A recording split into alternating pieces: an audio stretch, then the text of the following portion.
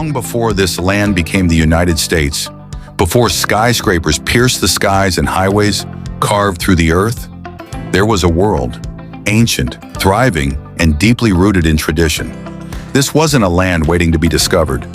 It was a continent already claimed by millions of indigenous peoples, with civilizations as complex as any in Europe. In 1513, Spanish explorer Juan Ponce de León set foot in Florida, not in search of land to settle, but of a legendary fountain said to grant eternal youth. He didn't find magic water, but Spain found its first claim to what would become the U.S. By 1565, they built St. Augustine, a fortified settlement that still stands today as the oldest continuously inhabited European city in the United States. Next came France, not with armies, but with alliances. They navigated the great waterways from the Seine, Lawrence River to the Mississippi Valley, and formed partnerships with native nations. In 1716, they founded Fort Rosalie, deep in the south. But their empire wasn't built on conquest, it was built on commerce. The fur trade boomed, cultures intertwined. For a time, peace endured. In 1609, Henry Hudson sailed under the Dutch flag and explored a river that now bears his name. Soon after, New Netherland was born, a colony built for trade, not religion or empire. At its heart was New Amsterdam, a diverse, profit-driven settlement. We now know it as New York City.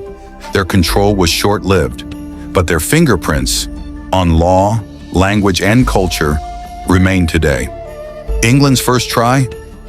Roanoke in 1587, a colony that vanished without a trace, but they struck gold, figuratively, in 1607 when Jamestown took root in Virginia. It was no paradise. Famine, disease, attacks. It was tobacco that saved them, turning survival into profit.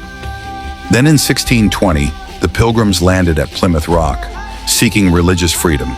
They drafted the Mayflower Compact, a seed of American self-rule. By the mid-1700s, 13 English colonies stretched along the Atlantic, from Massachusetts to Georgia.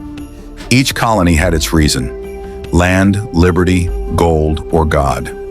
But tension with Britain escalated. Heavy taxes, trade restrictions, no say in Parliament. The colonies weren't just surviving anymore, they were awakening. But here's the part we're rarely taught.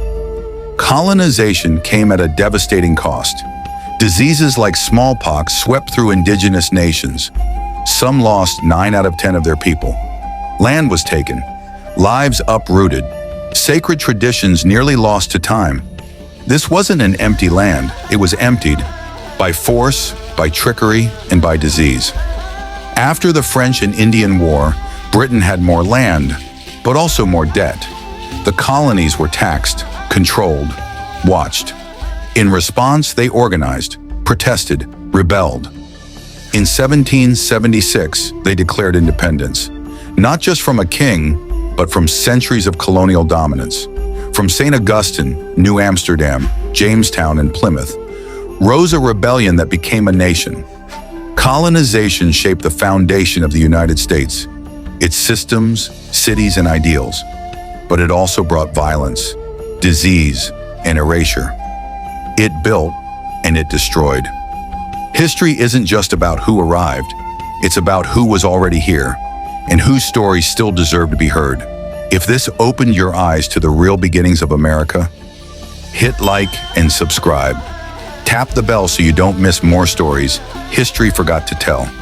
Which moment in this story surprised you most? Drop your thoughts in the comments below. We want to hear from you.